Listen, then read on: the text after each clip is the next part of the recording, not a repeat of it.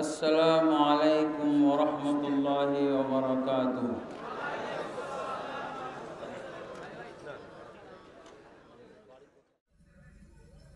আল জামিয়া আস-সালাফিয়া বীরহাটাবল রূপগঞ্জ এর উদ্যোগে আয়োজিত এই বিশাল ঐতিহ্যবাহী ঐতিহাসিক ইসলামী মহাসম্মেলনের সম্মানিত সভাপতি এবং দুদিনব্যাপী আয়োজিত এই মাহফিলের দ্বিতীয় দিনে আমন্ত্রিত ওয়াইজিনে কেরাম এবং বিভিন্ন মসজিদ এবং মাদ্রাসার সাথে সংশ্লিষ্ট আমার ওলামা আইম্মা খুতাবা আসাতিজায়ে কেরাম এবং বাংলাদেশের বিভিন্ন অঞ্চল থেকে বিভিন্ন জায়গা থেকে বহু কষ্ট সাধনার মাধ্যমে এখানে আগত সমবেত আমার প্রাণপ্রিয় সহি আকীদার এবং সহি ইসলামী শিক্ষার জন্য জ্ঞান পিপাসু আমার মুসলিম ভাই বন্ধুগণ ও পর্দার আড়ালে মা ও বোনেরা, আমি আমার বক্তব্যের শুরুতে আবারও আপনাদের সকলকে ইসলামী সম্ভাষণ, জান্নাতি সম্ভাষণ জানাচ্ছি। আসসালামু আলাইকুম ওয়া রাহমাতুল্লাহি ওয়া বারাকাতুহু।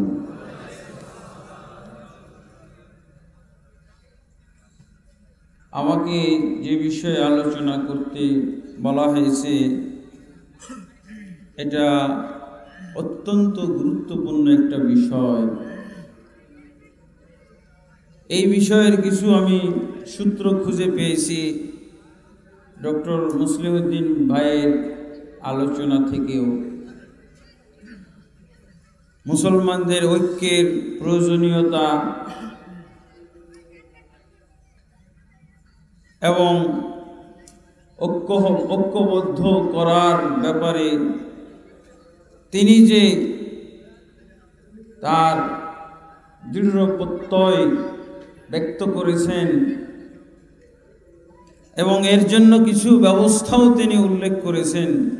জাযাকুমুল্লাহু খায়রান। ওনার বক্তব্যটা খুব রসালো বক্তব্য, যদিও সুরসার নাই, কিন্তু এত রস দিয়ে বক্তব্য দিচ্ছিলেন। আমি কিছুক্ষণ বসে স্টেজে বসে ওনার বক্তব্য উপভোগ করতেছিলাম এবং আপনারাও বেশ আলহামদুলিল্লাহ জমে গেছিলেন, মনে হয় সারা রাতই চলতো। আলহামদুলিল্লাহ। তা আমাকে যে বিষয়ে আলোচনা করতে বলা হয়েছে সেটা হলো হাদিসে বর্ণিত জামাত শব্দ বা জামাতের অর্থ, মর্ম, নির্দেশনা কি, এই জিনিসটা আলোচনা করতে বলা হয়েছে। তা আমি আগে এই বিষয়ের গুরুত্বটা আপনাদেরকে বুঝাব, বিষয়টার কতটুকু গুরুত্ব।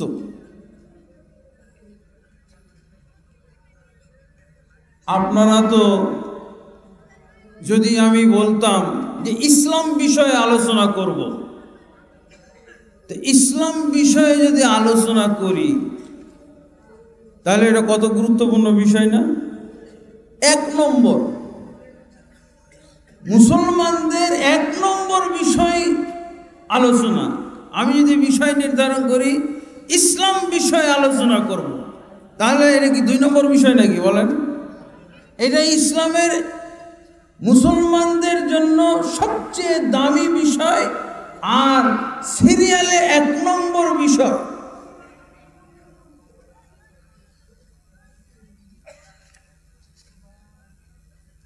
আরেকটা হলো আমি কোরআন হাদিসের গুরুত্ব আলোচনা করব। কোরআন হাদিস মানতে হবে, মানা জরুরি কি জরুরি নয় এই বিষয়ে আলোচনা করব। কারণ কি, ইসলাম সম্পর্কে আপনি যদি না জানেন তাহলে তো মুসলমানই না, আপনি জান্নাতেই যাবেন না, জাহান্নাম হলো আপনার ঠিকানা। এইদিকে যদি আপনি কোরআন সুন্নাহ না জানেন, কোরআন সুন্নাহ না বুঝেন, কোরআন সুন্নাহর না চিনেন, তাহলে কি আপনি ইসলামে থাকতে পারবেন?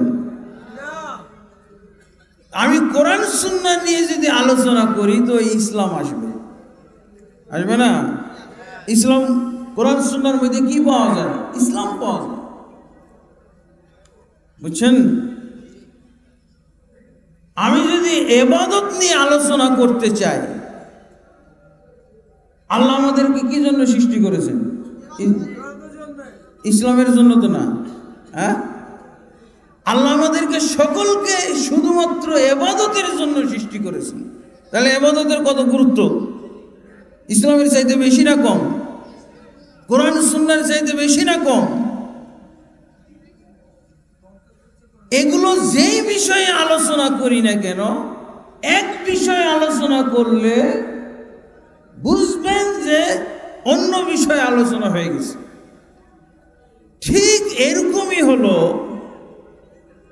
জামাত বিষয়ে আলোচনা, এটা ইসলাম বিষয়ে আলোচনার মতোই, কোরআন সুন্নাহর আলোচনার বিষয়ের মতো, আর ইবাদত বিষয়ে আলোচনার মতোই। কারণ কি? রাসূলুল্লাহ সাল্লাল্লাহু আলাইহি ওয়াসাল্লাম বলছেন, বনু ইসরাইলরা ৭২ ভাগে বিভক্ত হয়েছে, আর আমার উম্মত ৭৩ ভাগে বিভক্ত হবে। সুনানের কিতাবে আছে, আল্লাহ রাসূল সাল্লাল্লাহু আলাইহি ওয়াসাল্লাম বলছেন, সিনতানি ওয়া সাবউনা ফিন্নার। ৭২ ভাগ উম্মতের ৭২ ভাগ জাহান্নামে যাবে, আর একটাই ভাগ, একটা অংশ জান্নাতে যাবে। একটা অংশ কোথায় যাবে? জান্নাতে যাবে। আলহামদুলিল্লাহ, রাসূলুল্লাহ সাল্লাল্লাহু আলাইহি সাল্লাম বললেন একটা অংশ জান্নাতে যাবে, একটা দল জান্নাতে যাবে। জিজ্ঞেস করা হলো, মান হিয়া ইয়া রাসূলুল্লাহ, হে আল্লাহর রাসূল, সেই দল কোনটি যেটা জান্নাতে যাবে? নাজাত প্রাপ্ত দল, জান্নাতে যাবে যেই দল। রাসূলুল্লাহ সাল্লাল্লাহু আলাইহি সাল্লাম বলেছিলেন, হিয়াল জামাআ। সেটা কি? জামাত। জামাতরা, জামাতওয়ালারা, জামাতের সদস্য যারা, জামাতের অন্তর্ভুক্ত যারা, এরাই শুধু জান্নাতে যাবে। তাহলে ইসলাম পালন করি জান্নাতে যাওয়ার জন্যই, ইসলাম পালন করি জাহান্নাম থেকে বাঁচার জন্যে, কোরআন সুন্নাহ মানি জান্নাতে যাওয়ার জন্যে, কোরআন সুন্নাহ মানি জাহান্নাম থেকে বাঁচার জন্যে, আল্লাহর ইবাদত করি জান্নাতে যাওয়ার জন্যে, আল্লাহর ইবাদত করি জাহান্নাম থেকে নাজাত পাওয়ার জন্যে। একই লাইনের কথা হলো, আমি আল জামাত বুঝবো, আল জামাত জানবো, আল জামাতের সদস্য হব, আল জামাতের অন্তর্ভুক্ত হব জান্নাতে যাওয়ার জন্যে, জাহান্নাম থেকে বাঁচার জন্য। একই লাইনের কথা। এটা এরকম গুরুত্বপূর্ণ কথা, বুঝেছেন তো? বিষয়ের গুরুত্বটা বুঝতে পেরেছেন? এখন ঘুম নাকি? বিষয়ের গুরুত্ব বোঝা শেষ, এখন ঘুম। কম্বল আছে সাথে? আবার মুসলিউদ্দিন ভাইকে নিয়ে আসবো নাকি? হ্যাঁ, আলহামদুলিল্লাহ। তো আব্দুল্লাহ ঘোষণা করেছে, আব্দুল্লাহ বিন আব্দুর রাজ্জাক, যে হাদিসে জামাতের অর্থ মর্ম কি, এইটা আমাকে বোঝানোর দায়িত্ব দিয়েছে আজকে। হ্যাঁ, আপনাদের কি বোঝার দায়িত্ব আছে? আল্লাহু আকবার। আমি একটা কিতাব লিখতেছি, জানেন কিতাবটা কি?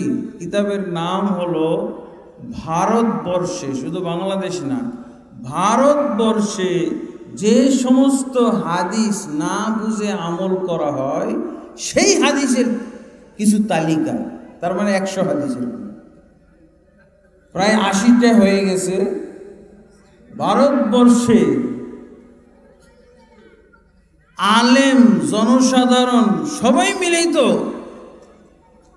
না বুঝে যেসব হাদিস আমল করে তার ভিতরে এইটা একটা হাদিস। কোনটা? জামাতবদ্ধ। আল্লাহ রাসূল সাল্লাল্লাহু আলাইহি ওয়াসাল্লাম বিভিন্ন হাদিসের ভিতরে জামাত আমাদেরকে অনুসরণ করতে বলেছে, জামাতবদ্ধ হইতে বলেছে, জামাতের অন্তর্ভুক্ত হতে বলেছেন। এই যে হাদিসটা, এই হাদিসটা হলো আমার ওই কিতাবের একটা হাদিস। এটা প্রায় 80টা মতো হয়ে গেছে। 100 হাদিস হইলে ওটা কিতাব আকারে 100 হাদিস ছাড়া হবে, বুঝছেন? 100 হাদিস যেগুলো না বুঝে আমল করা হয় সহিহ হাদিস। তাও আবার কোনগুলো? সহিহ হাদিসগুলো। সহিহ হাদিস যেগুলো না বুঝে আমল করা হয় সেই কিতাবের একটা হাদিস হলো এইটা, যে রাসূলুল্লাহ সাল্লাল্লাহু আলাইহি ওয়াসাল্লাম। তবে হাদিসের কথা বলা হয়েছে, কিন্তু হাদিসের তো জন্ম হলো কোরআন থেকে। হাদিসের জন্ম কোথা থেকে হয়েছে? হ্যাঁ, যখন হাদিস বলা হবে তখন কোরআন আপনার অটোমেটিকলি বুঝতে হবে। বুঝেছেন তো? তা আপনারা যাদেরকে মনে করেন একটু সচেতন, বেচারারা তো ঘুমের কাছে পরাস্ত হয়ে গেছে অথবা মেমোরি ফুল হয়ে গেছে, যদি পারেন তাদেরকে জাগিয়ে রাখতে। হ্যাঁ, কারণ এটা কঠিন আলোচনা। কি আলোচনা? কঠিন আলোচনা। কোন কিতাব থেকে? যেই হাদিসগুলো না বুঝে আমল করা হয় সেই হাদিস। তাহলে আজকে বুঝতে হবে। আজকে কমন পড়ে গেছে একটা, আজকে আল জামিয়া সালাফিয়ার মাহফিলে ওই কিতাবের একটা হাদিস কমন পড়ে গেছে। হ্যাঁ, তো যদিও হাদিসের ভিতরে জামাত আলোচনা করতে বলা হয়েছে, কিন্তু হাদিসের জন্ম হলো কোরআন থেকে। তাহলে জামাতের বিষয়ে আলোচনা যদি করি, তাহলে এই জামাত কোন কোরআনের আয়াত থেকে বের হলো? জামাত শব্দ কোথায় আছে কোরআনে? হ্যাঁ, এইটার একটু আমরা রেফারেন্সটা নিই। আল্লাহ তাবারক ওয়া তাআলা বলছেন সূরা আলে ইমরানের 19 নম্বর আয়াত,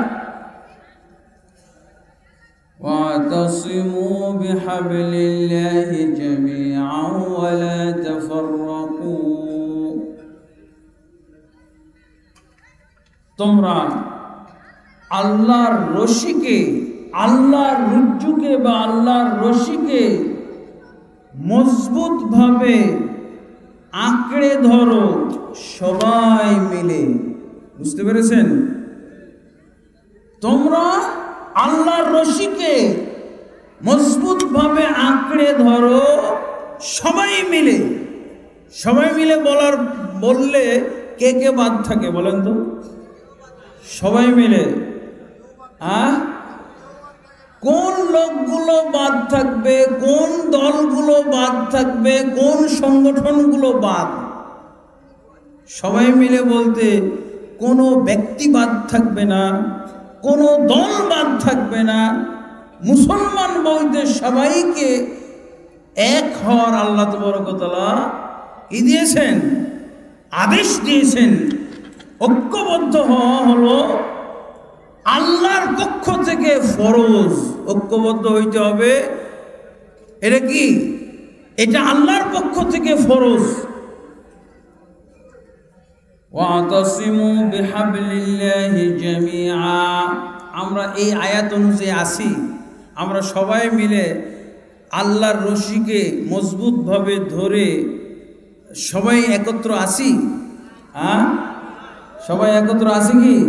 আল্লাহ বলছেন সবাই মিলে ধরো। সবাই মিলে ধরলে তো একত্র হয়ে গেলাম, কিন্তু সবাই মিলে তাহলে ধরি নাই। কেউ ধরিছি, কেউ ধরি নাই। এরপর আল্লাহ বলছেন ওয়ালা তাফাররাকু। খবরদার তোমরা দলে দলে বিচ্ছিন্ন হয়ে যায় না। খবরদার তোমরা দলে দলে বিচ্ছিন্ন হয়ে যায় না। এতেসাম, আল্লাহ যে বললেন তোমরা সবাই মিলে আল্লাহর রশিকে আঁকড়ে ধরো, তা আল্লাহর রশি কি আপনারা দেখছেন? কিসের রশি? পাটের রশি, সুতার রশি, তারের রশি, তার দিয়েও রশি বানায়, তাই না? জাহাজ টাহাজ এবং ক্রেন ট্রেন এগুলোর রশি বানায়, তারের রশি। এটা কিসের রশি? সালাফে সালেহিনরা হাবলুল্লাহর যে তাফসীর করেছেন, অনেকগুলো তাফসীর ইবনে তাইমিয়া রাহমাতুল্লাহ আলাইহি এগুলো একত্র করেছেন। ইবনে তাইমিয়া রাহমাতুল্লাহ আলাইহি হাবলুল্লাহর তাফসীর একত্র করে বলেছেন কিতাবুল্লাহ, আল্লাহর কিতাব, দীনুল্লাহ, আল্লাহর দ্বীন, ইসলাম। ইসলাম কি? ইসলাম ধর্মে, আমাদের ধর্মের নাম ইসলাম। ইখলাস, আল্লাহর আদেশ নিষেধ, আল্লাহ তাআলার সাথে বান্দার বিভিন্ন ধরনের চুক্তিপত্র। আউফু বিল উকুদ, ইয়া আইয়ুহাল্লাযীনা আমানু আউফু বিল উকুদ, হে ঈমানদারগণ তোমরা আল্লাহর সাথে চুক্তিগুলো পূর্ণ করো। চুক্তি, আল্লাহর আনুগত্য, জামাত, আল জামা।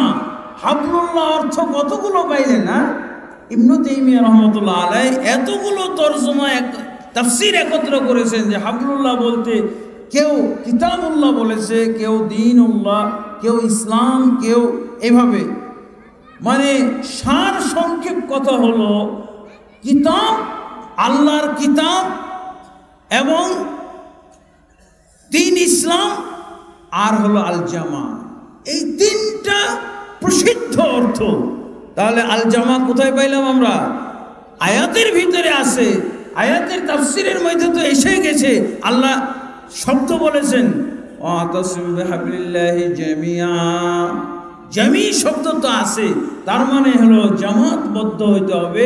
জামাত, যেই জামাত ধরলে, যেই জামাতের অন্তর্ভুক্ত হলে আমরা জান্নাতে যেতে পারবো, আমরা ইসলামের অন্তর্ভুক্ত থাকতে পারবো, সেই জামাত। রাসূলুল্লাহ সাল্লাল্লাহু আলাইহি ওয়াসাল্লাম হাদিসে যেই জামাতের কথা উল্লেখ করেছেন, সেই জামাত, এই জামাত বুঝা নিয়ে আমাদের মুসলমানদের ভিতরে, বিশেষভাবে ভারতবর্ষের মুসলমানদের নিয়ে কঠিন কঠিন কঠিন ধরনের বিভ্রান্তি রয়েছে। আলহামদুলিল্লাহ আমরা সৌদি আরবে লেখাপড়া করেছি, মদিনা ইসলামী বিশ্ববিদ্যালয়ে লেখাপড়া করেছি, ক্লিয়ার হয়ে গেছে। কিন্তু অসহ্যকর অবস্থা আপনি দেখবেন, মেনে নিতেই পারবেন না, এমন এমন দুরবস্থা ভারতবর্ষে। আমরা আল্লাহর রশি বলতে কিতাবুল্লাহ যদি আমরা তাফসীর ধরি, তাহলে কিতাবুল্লাহর মাধ্যমেও আমরা জামিআন নয়। কিতাবুল্লাহর মাধ্যমে কি আমরা জামিআন? আমরা কি এক সব ঐক্যবদ্ধ জামাতবদ্ধ হতে পেরেছি? কিতাবুল্লাহর মাধ্যমে জামাতবদ্ধ হইতে পারি নাই। আমরা ইসলামের মাধ্যমেও জামাতবদ্ধ হইতে পারি নাই। আমরা জামাতের দিক থেকেও জামাতবদ্ধ ঐক্যবদ্ধ হতে পারি নাই। কোরআনের হাবলুল্লাহর তিনটা তাফসীরি ফেল বাংলাদেশ ভারতবর্ষ, তিনটা তাফসীরি ফেল। তাদের ইসলামের ঠিক ঠিকানা খুঁজে পাওয়া যাবে না, কোরআনের ঠিক ঠিকানা নাই। কোরআন মেনে আমার কি বলে ওই ডাঙ্গি পড়ার ওয়াজ, গত বছরের আগের বছরের ওয়াজ আপনারা যদি কেউ শুনে থাকেন, যে আমরা বাংলাদেশ ভারতবর্ষের মুসলমান কেউ কিতাবুল্লাহর মাধ্যমে কাফের, আর যারা কাফের হচ্ছে না তারা বিভক্ত, আর মাঝখানে যারা হেদায়েত প্রাপ্ত তাদেরকে খুঁজে পাওয়াই মুশকিল। ওই আল জামিয়া সালাফিয়ার বার্ষিক মাহফিলের প্যান্ডেলের মধ্যে পাওয়া যায় মাঝে মধ্যে। হ্যাঁ, মাঝখানে যারা কোরআন দ্বারা হেদায়েত প্রাপ্ত এরকম মুসলমান, হ্যাঁ আপনি দেখেন ইসলাম দ্বারা আমরা যে জামিয়া, হাবলুল্লাহর যে তাফসিরে হাবলুল্লাহ মানলে জামিয়া হবে, এখানে কোরআনের ক্ষেত্র নাই। এক শ্রেণীর মুসলমান, ভারতবর্ষের এক শ্রেণীর মুসলমান কোরআনের মাধ্যমে কাফের, কোরআন মেনেই কাফের। সে যদি কোরআন না মানতে হয়তো বা কাফের হইতো না, কিন্তু এমনভাবে কোরআন মানে, কোরআন মানার কারণেই সে কাফের হয়ে যায়, নাউজুবিল্লাহ। আর কাফের হচ্ছে না, তাহলে কি হচ্ছে? বিভক্ত হচ্ছে। আপনি জিজ্ঞেস করেন ভাই আপনি কোন দল, জবাব পাবেন আমি অমুক দল। আপনি কোন দল? আমি অমুক দল। আপনি কোন দল? আমি অমুক দল। আপনি কোন পীরের মুরিদ? আমি অমুক পীরের মুরিদ। আপনি কোন পীরের মুরিদ? আমি অমুক পীরের মুরিদ। আপনি কোন সংগঠনের? আমি অমুক সংগঠনের। আপনি কোন সংগঠন? আমি অমুক সংগঠন। খালি লোক কই? খালি লোক কোথায়? কিতাবুল্লাহ দিয়েও হয় নাই, কিতাবুল্লাহর তাফসীর ফেল। ইসলামের তাফসীর যদি নি ইসলামেও ফেল। ইসলামকে এমন ভাবে মানতে হবে যাতে জামিয়া হয়ে যায়, ইসলামকে এমন ভাবে মানতে হবে যাতে জামিয়া হয়। আল্লাহ বললেন না তোমরা সকলে আল্লাহর রশিকে মজবুত ভাবে আঁকড়ে ধরো। তো মজবুত ভাবে আঁকড়ে ধরলে কি হবে? জামিয়া, সবাই জামাতবদ্ধ হয়ে যাবে। কিন্তু আমরা তো সবাই মুসলমান, আমরা কি সবাই ইসলাম গ্রহণ করি না? কিন্তু ভারতবর্ষের ইসলাম গ্রহণ আর মক্কা মদিনার ইসলাম গ্রহণের মধ্যে আসমান জমিন পার্থক্য। আমি এখনই যে ব্যাখ্যাটা করব, এই ব্যাখ্যার মাধ্যমে আপনি জানতে পারবেন যে ভাগ্য ভালো যে আল জামিয়া সালাফিয়ার এই ওয়াজ মাহফিলে এসে আল্লাহর ইসলাম চিনতে পেরেছি। বুঝেছেন? আল্লাহর ইসলাম কেমন হবে? আল্লাহ তো বলে দিয়েছেন সূরা মায়েদার 3 নম্বর আয়াত, পরিপূর্ণ হবে। ইসলাম কি হবে? আল্লাহ সূরা মায়েদায় কি বলেছেন? আল্লাহ যে ইসলাম নাজিল করেছেন সেই ইসলাম সম্পর্কে আল্লাহ কি বলেছেন? আল-ইয়াওমা আকমালতু লাকুম দীনাকুম, আজকের দিন তোমাদের জন্য তোমাদের দিনকে পরিপূর্ণ করে দিলাম।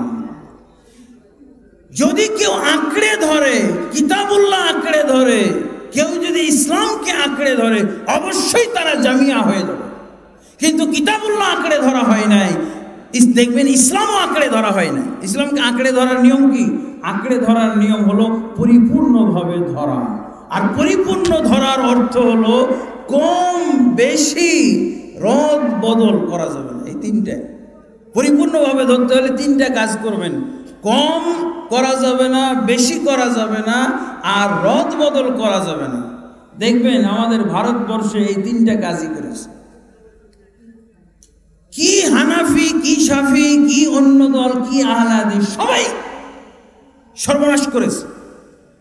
কিভাবে? বাড়ানো, কমানো আর রদ বদলের কাজে সবাই হাত দিয়েছে। এই জন্য কেউ এক নাই, না হানাফি এক আছে, না আহলে হাদিস এক আছে,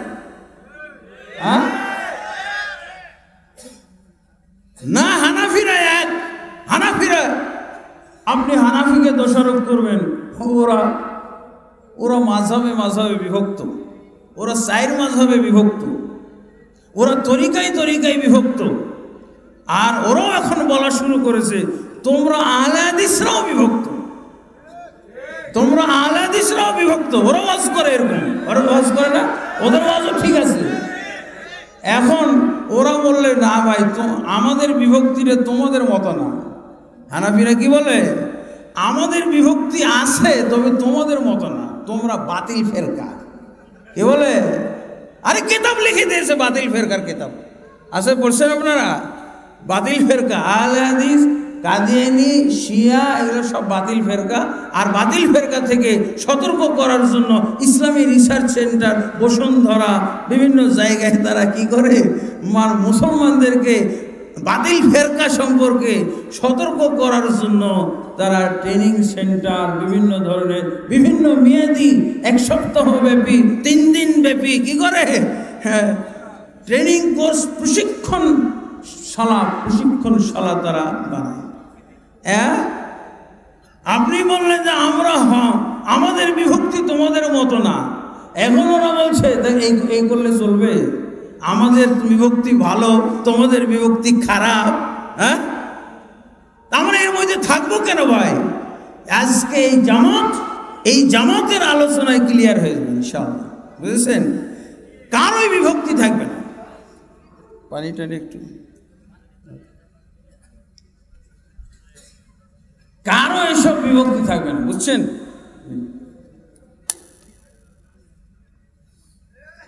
আজকের আলোচনার উদ্দেশ্য কি? কারো যেন বিভক্তি না থাকে, কারো যেন এরকম বলার সুযোগ না থাকে। আল্লাহ যেভাবে কোরআনে বলেছেন, আল্লাহর রশিকে মজবুত ভাবে তোমরা যদি ধরো তাহলে সবাই একত্র হয়ে যাবে। সবাই একত্র হইতে বলছে আল্লাহ, খবরদার বিভক্ত হবে না, অবশ্যই বিভক্ত হবে না, বিভক্তির কোনো সুযোগ থাকবে না, বুঝলে? দেখেন আমাদের ভারতবর্ষের ইসলাম, আল্লাহ বললেন ইসলামকে পরিপূর্ণভাবে ধরতে হবে, আর পরিপূর্ণতার জন্য 3টা শর্ত আপনাকে মানতে হবে। ইসলাম যে পরিপূর্ণ এটা বিশ্বাস করলে আপনাকে 3টা শর্ত মানতে হবে, তাহলে এখানে ঢোকানোর কোনো গ্যাপ নাই, আছে বের করার কোনো গ্যাপ নাই। যে বর্তমান যুগে ইসলামটা একটু ভারী হয়ে গেছে, লোড বেশি, একটু কমায়, কতটুকু কমাবেন? হ্যাঁ কতটুকু কমানো যাবে? বড় বড় হুজুর দিয়ে কতটুকু কমাবেন আপনি? যদি কমান, বাড়াইলেও ওটা আল্লাহর ইসলাম না। কোন ইসলাম হবে? হুজুরদের ইসলাম, ভারতের ইসলাম, বাংলাদেশি ইসলাম, বুঝেছেন? কমাইলেও কি হয়ে যাবে? এটা আর আল্লাহর ইসলাম থাকবে না। কিসের ইসলাম হবে? এটা ভারতীয় ইসলাম হবে। রদ বদল যদি করেন, এটা আল্লাহর ইসলাম থাকবে না, ভারতীয় ইসলাম, হুজুরের ইসলাম হবে, বুঝেছেন? তা আমরা এই বাড়তি কমিটিটা কোন জায়গা থেকে শুরু করেছি জানেন? ইসলামের নামকরণ দিয়েই শুরু করে দিয়েছি, ইসলামের নামকরণ থেকেই শুরু করেছি। আসলে ইসলামের নামকরণ থেকে আমাদের যে দিন, আমাদের যে ধর্মের নাম আল্লাহ রাখলেন, এটা কয় শব্দ দ্বারা বলেন তো? কয় শব্দ? আপনার নাম, আমার নাম, সবার একটা নাম আছে না বিভিন্ন শব্দে। আমার ইসলামের নাম কয় শব্দ দ্বারা আল্লাহ রেখেছেন বলেন? 1 শব্দ।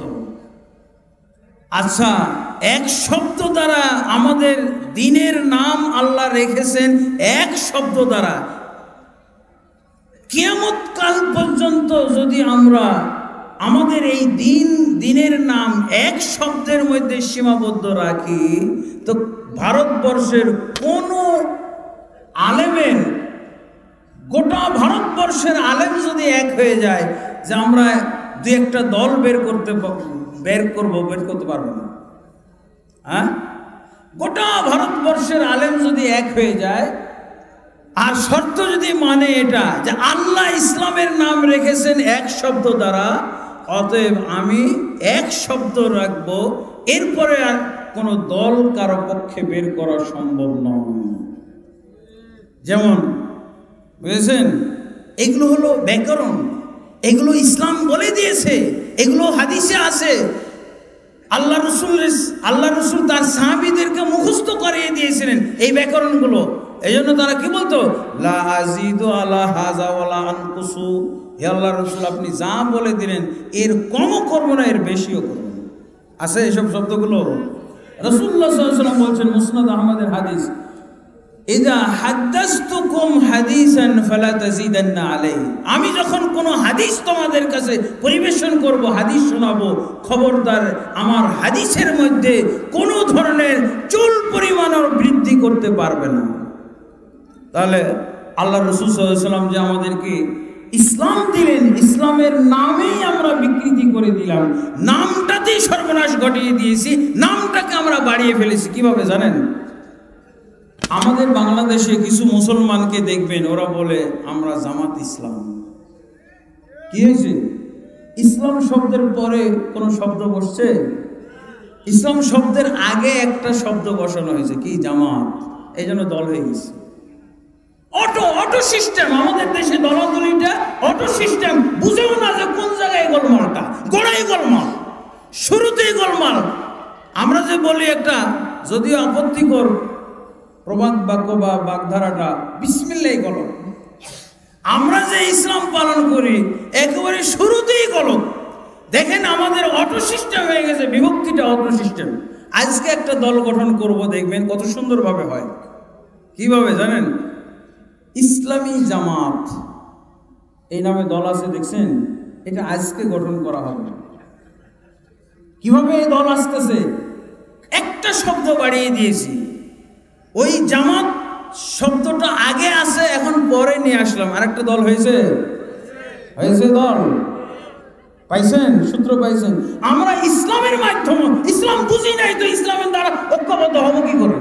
ইসলাম দিয়েই আমরা বিভক্ত, কোরআন দিয়েই কাফের, কোরআন দিয়েই বিভক্ত, কোরআন দ্বারা হেদায়েত প্রাপ্ত মুসলমান খুঁজে পাওয়া মুশকিল। এখানে যদি আল জামিয়া ইসলামিয়ার যদি প্যান্ডেলের নিচে কেউ আসে তাহলে দেখতে পাবো।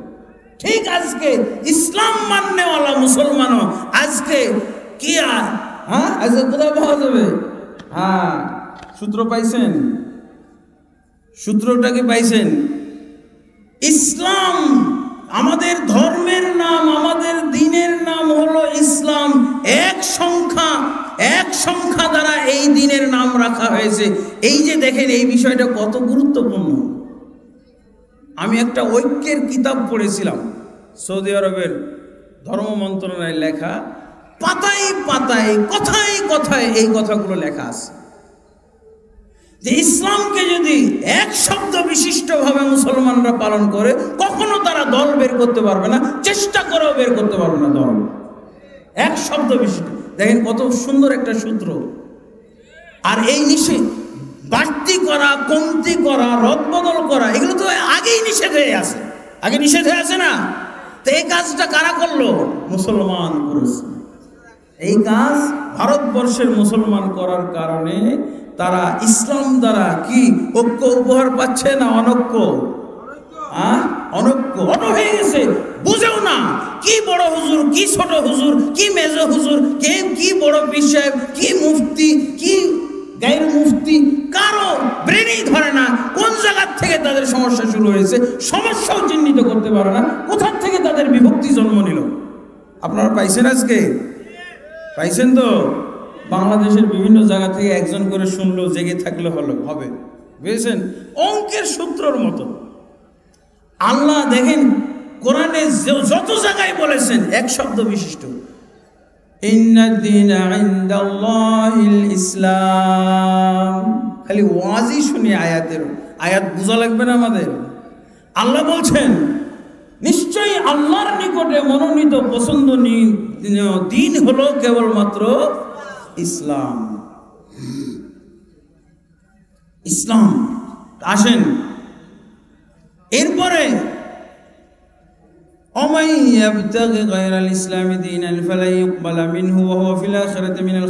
যে ব্যক্তি ইসলাম ছাড়া অন্য কোন দল, অন্য কোন মত তালাশ করবে, অন্য কোন ধর্ম তালাশ করবে। এখানে ইসলাম শব্দ কয় শব্দে আছে? আল্লাহ রাসূল সাল্লাল্লাহু আলাইহি ওয়াসাল্লাম বিভিন্ন হাদিসের মধ্যে বলছেন ইসলামের কথা। কি? বুনিয়াল ইসলাম, ইসলামের ভিত্তি রাখা হয়েছে আলা খামসিন, 5টির উপরে। দেখেন সব জায়গায় কোরআনে আর হাদিসে, আর এটা কত যে একটা ফলপ্রসূ একটা সূত্র, একটা মন্ত্র, একটা মূলনীতি। দেখেন একটু পরে আমি চ্যালেঞ্জেও আসবো। এখন তো স্বাভাবিকভাবে বলছি, আরো অসহ্যকর শব্দ দিয়ে বলবো, চ্যালেঞ্জিং ভাষায় বলবো। আপনি সহ্য করতে পারলে পারেন, আর না হলে ডাকেন, কোন হুজুরকে ডাকবেন। হ্যাঁ, আমি বলবো, শোনেন। তাহলে দেখেন আমাদের সূত্রগুলো দেখেন। কিভাবে? নিজামে ইসলাম, খেলাফতে ইসলাম, ইসলামী শাসনতন্ত্র। আবার কিছু হুজুর ঐক্যের গুরুত্ব বোঝার পর মাথায় তাদের ঐক্য জিনিসটা মাথায় আসার পর তারা বলল তাহলে একটা সংগঠন খোলা যাক ঐক্যের নাম দিয়ে, কি? ইসলামী ঐক্য জোট। ইসলামী ঐক্য জোট, হ্যাঁ, ইসলামী ঐক্য জোট হয়েছে। ইসলামী ঐক্য জোটে কয়টা শব্দ বাড়ছে? আরে বলেন না, সূত্র পাইছেন, এখন ঐক্যের সূত্র পাইতেছেন। হ্যাঁ, ইসলামী ঐক্য জোটে কয়টা শব্দ বাড়ছে? হ্যাঁ, ঐক্য জোট কয়টা বাড়ছে? এটা একটা দল না? দল না, এই দলের আবার বাচ্চা আছে। কয়টা বাচ্চা বাইরেছে? বহু বাচ্চা। ইসলামী ঐক্য জোট ক, ইসলামী ঐক্য জোট খ, ইসলামী ঐক্য গ, এটা মানে অক্ষর শেষ হয়ে যাবে এক সময়, কিন্তু ঐক্য আর হবে না। আমার বাংলাদেশে যেহেতু অনৈক্যটা অটো হয়ে গেছে, এই জন্য কেউ যদি ঐক্যেরও ডাক দেয়, ওই ঐক্যের ডাক থেকেও আরো কয়েকটা দল বের হবে। এই জন্য ঐক্য বুঝার সূত্র না জেনে ঐক্যের ডাক দিয়েন না হুজুর। দয়া করে আপনার মুখ দিয়ে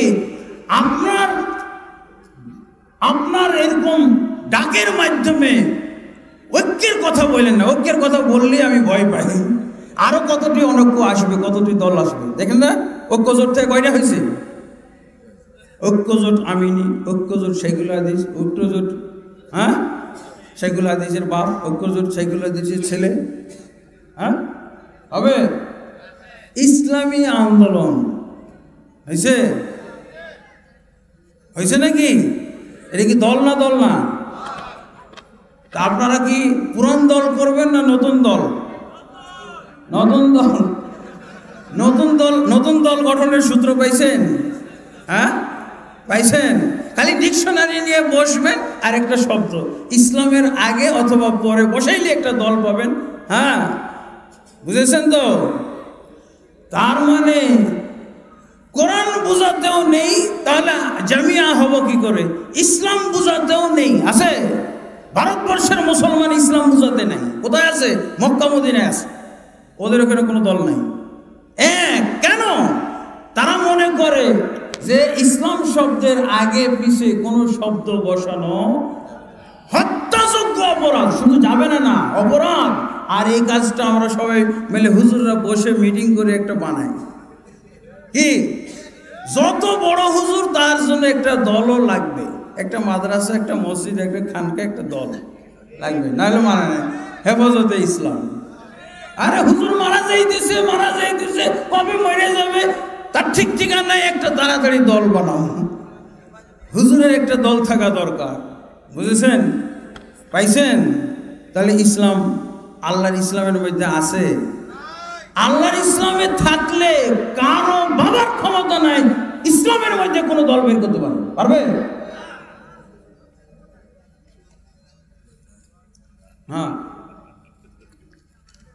বুঝতেছেন তো? বুঝার ওয়াজ বুঝাও যাচ্ছে তো? সূত্রের মতো, অঙ্কের সূত্রের মতো। ইসলামের যে আল্লাহর ইসলামকে পাওয়ার জন্য যে এত সুন্দর সূত্র আছে, সূত্রটা কি খুব কঠিন? কিন্তু ভারতবর্ষে এতদিন পর্যন্ত এটা উধাও ছিল।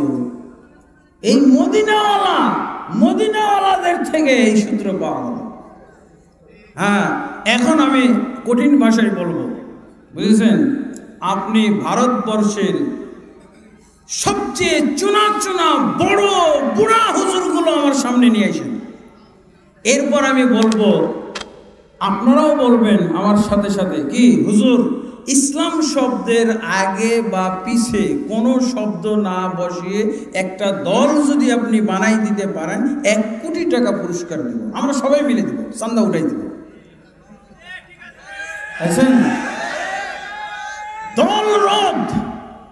দলাদলি রোধ করার কিভাবে সূত্র আল্লাহ নাজিল করে রেখেছেন, রাসূল দিয়েছেন, এটাকে বলা হয় সূত্র ভিত্তিক ইসলাম। এটাই হলো আল্লাহর ইসলাম। আর সূত্র ছাড়া ইসলাম, এটা হলো ভারতের ইসলাম, এটা হুজুরদের ইসলাম। নিজেদের খামারে চাষ চাষকৃত ইসলাম, চাষ করা ইসলাম, বুঝছেন তো? দরবারে দরবারে হুজুরের খামারে ইসলামের চাষ, শুধু গরু গাভী চাষ, ছাগল চাষ, ইসলাম চাষ হচ্ছে, ইসলাম চাষ। হ্যাঁ, ইসলাম চাষ হচ্ছে। কোন মার্কা ইসলাম চান আপনি? হ্যাঁ, আপনি তো বড় হুজুরের ইসলাম পেয়ে খুব খুশি, যা, বোঝা গেছে? আচ্ছা, আপনাদের মনে কি বলে? 1 কোটি টাকা নেওয়ার মতো কোন হুজুর ভারতবর্ষে আছে? মনে হয় দিতে হবে এই টাকা। চ্যালেঞ্জ কিয়ামত পর্যন্ত থেকে যাবে, 1 টাকা খরচ হবে না, কেউ নিতে পারবে না ভারতবর্ষে, কোনো না। আপনি দেওবন্দ থেকে শুরু করেন হুজুর পুরানো, দেওবন্দ, হাটহাজারী, টেকনাফ, তেতুলিয়া, পাকিস্তান, আফগানিস্তান সব খুঁজেন, কোথাও এরকম হুজুর পাবেন না যে আপনাকে ইসলাম শব্দের আগে পিছে একটা শব্দ যোগ ছাড়া, কোন শব্দ যোগ ছাড়া একটা দল বানাই দিতে পারবে, পাবেন না।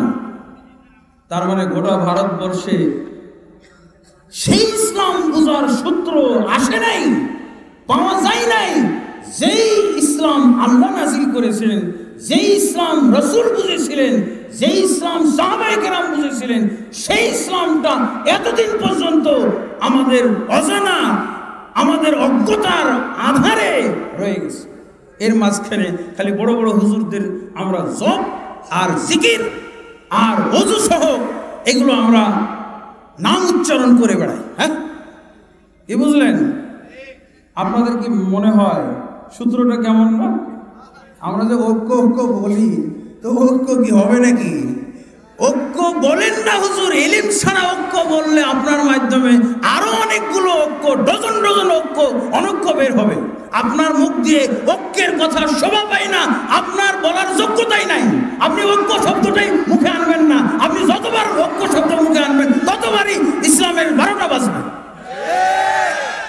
বুঝা গেছে?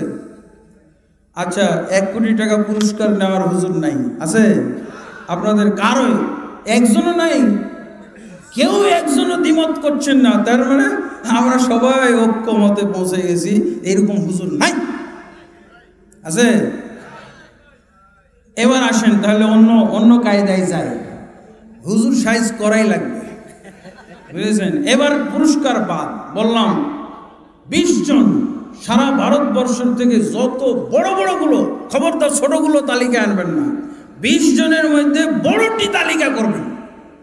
এই বড়টি তালিকা করে বলবেন যে হুজুর আপনারা তো পুরস্কার নিতে পারলেন না, তবে আরেকটা আপনাদের জন্য চ্যালেঞ্জ আসতেছে। সেটা কি? ইসলাম শব্দের আগে পিছে শব্দ, কোনো শব্দ যোগ না করে আপনি যদি একটা দল গঠন করে না দিতে পারেন, এই 20 জনেরই ফাঁসি হবে, 20 জনেরই ফাঁসি দেওয়া হবে। যদি একটা দল না বাইর করতে পারেন, কেন এত দল বাইর করতে পারেন, এখন পারেন না কেন? হ্যাঁ, দলবাজ, দল বিশেষজ্ঞ, বিভক্তি বিশেষজ্ঞ, অনৈক্য বিশেষজ্ঞ, ফিতনা বিশেষজ্ঞ, এরাই আবার বলে, যারা ঐক্যের কথা, ঐক্যের আলেম, তাদেরকে ফিতনাবাজ বলে থাকে। ফিতনাবাজ কারা? দলিল মোতাবেক, সূত্র অনুযায়ী ফিতনাবাজ কারা? বুঝতে পেরেছেন? আচ্ছা, এরা ফাঁসির কাষ্ট থেকে বাঁচতে পারবে? কি মনে হয়? যার মনে হয় যে ফাঁসি থেকে বাঁচতে পারবে এরা, হাত উঁচা করেন, দেখি আমি কেউ আছে কিনা। আল্লাহ বলেছেন আল্লাহর রশি ধরলেও ঐক্যবদ্ধ হবে। আল্লাহ এই জন্যই তো বলেছেন তোমরা আল্লাহর রশিকে মজবুত ভাবে আঁকড়ে ধরো, সবাই মিলে। এখন সবাই মিলে হয়ে যাচ্ছে না? যদি কোনো শব্দ, এগুলো তো আল্লাহ রসুল গোড়াগড়ি থেকেই বলে আসছেন, গোড়াগড়ি থেকে বলছেন না, ইযা কুলতু কাওলা ইযা হাদাসতুকুম হাদিসান ফালা তাজিদান্না আলাইহি, যখন আমি তোমাদেরকে এসে কোনো হাদিস বলবো তখন খবরদার এই হাদিসের ভিতরে কোনো বৃদ্ধি করতে পারবে না। আর সাহাবীদেরকে আল্লাহ রাসূল সাল্লাল্লাহু আলাইহি ওয়াসাল্লাম এটাই শিক্ষা দিয়েছিলেন, বৃদ্ধিও করতে পারবে না, কমতিও করতে পারবে না। এই বৃদ্ধি আর কমতি ছাড়া, বৃদ্ধি ও কমতি ছাড়া ইসলামে কোনো বিভক্তি আসে না, কোনো ধরনের বিকৃতি আসে না। এই তিনটা কাজ করে থাকে আমাদের ভারতবর্ষের বড় হুজুররা, ছোট হুজুররা করবে, বুঝেছেন তো? তো ফাঁসি থেকে বাঁচারও হুজুর নেই, সব শেষ আছে, বাঁচতে পারবে? আচ্ছা, আপনারা জনগণ বললেন, কিন্তু আলেমদের কাছে জিজ্ঞেস করি, ইমাম ভাই উনি তো সবার ইমাম, আলহামদুলিল্লাহ, জি, ওনার ইমামতি এসে যাচ্ছে, ইনশাল্লাহ ওনার ইমামতি করবেন। হ্যাঁ, আলহামদুলিল্লাহ, এবার আসেন। তাহলে বুঝেছেন, ফাঁসি থেকেও বাঁচতে পারবে না। তাহলে কি পেলেন আবার আজকে? একেবারে ইসলামের মাধ্যমে ঐক্যবদ্ধ থাকার একটা সফল সূত্র, একটা অব্যর্থ সূত্র পেয়ে গেছে, আলহামদুলিল্লাহ। এই সূত্র অনুযায়ী ভারতবর্ষের মুসলমান চলে আসলে তাহলে ঐক্যটা, এখন ঐক্যবদ্ধ হওয়াটা অন্টুর ব্যাপার না। কিভাবে ঐক্যবদ্ধ হবো? হুজুরদেরকে বলতে হবে, হুজুর এই যে আপনারা যে কাজগুলো ঘটাইছেন এগুলো বন্ধ করেন, এগুলো ডিলিট করেন, আগে পিছে যে শব্দগুলো বসাইছেন, ইসলামী জামাত, জামাতটা সরাই দেন, জামাত ইসলাম, জামাতটা সরাই দেন, ইসলামী আন্দোলন, আন্দোলন শব্দটা সরাই দেন। দেখেন সব মুসলমান, বাংলাদেশের, ভারতবর্ষের সব মুসলমান এক হয়ে গেছে, আলহামদুলিল্লাহ। বোঝা গেছে? ঐক্যের সূত্র পাইছেন? এটা কি গোজামিল মার্কার সূত্র না স্পষ্ট এবং অব্যর্থ সফল একটা সূত্র? বলেন আলহামদুলিল্লাহ। এরপরে হাবলুল্লাহর আরেকটা তাফসীর হলো, হাবলুল্লাহর আরেকটা তাফসীর কি? আল জামা। জামা বলছে না, জামা শব্দ মানে এই যে রাসূলুল্লাহ সাল্লাল্লাহু আলাইহি ওয়াসাল্লাম জামা বলেছিলেন কি, আমার উম্মত ৭৩ দলে বিভক্ত হবে, ৭২টা জাহান্নামে, একটা যাবে জান্নাতে। কোনটা জান্নাতে যাবে? আল জামা। রাসূলুল্লাহ সাল্লাল্লাহু আলাইহি ওয়াসাল্লাম বলছেন হিয়াল জামা। রাসূলুল্লাহ সাল্লাল্লাহু আলাইহি ওয়াসাল্লামকে জিজ্ঞেস করা হলো, মান হিয়া ইয়া রাসূলুল্লাহ, এই দলটি কোনটি যেটি নাজাত প্রাপ্ত হবে? তা আল্লাহ রাসূল কি বললেন? আল জামা। আমার বিষয় কি ছিল? জামাত, হিয়াল জামা, জামাতবদ্ধ। তারপরে আল্লাহ রাসূল সাল্লাল্লাহু আলাইহি ওয়াসাল্লাম জামাতের যে ব্যাখ্যা করেছেন, এই জামাত, আল্লাহ রাসূল সাল্লাল্লাহু আলাইহি ওয়াসাল্লাম যেই জামাত বুঝিয়েছেন, এই জামাতের অর্থ হলো ইসলাম। এই জামাতের অর্থ কি? বহু হাদিসের মধ্যে পাওয়া যাবে, মান ফারাকাল জামাআতা শিবরান ফাকাদ খালা রিবকাতাল ইসলামি মিন উনুকিহি। রাসূলুল্লাহ সাল্লাল্লাহু আলাইহি ওয়াসাল্লাম বলেন, যে ব্যক্তি জামাত থেকে আধা হাত নিজেকে সরিয়ে দিবে, জামাত, আল জামাত থেকে আধা হাত যে ব্যক্তি সরে যাবে, সে ব্যক্তি তার গর্দান থেকে ইসলামের বেড়ি খুলে ফেলল। তার মানে জামাত অর্থ কি? ইসলাম না? জামাত কত গুরুত্বপূর্ণ! ইসলামের আলোচনা না করে আজকে জামাতের আলোচনা, কারণ জামাত হলো ইসলামেরই সমর্থবোধক একটি ভিন্ন শব্দ।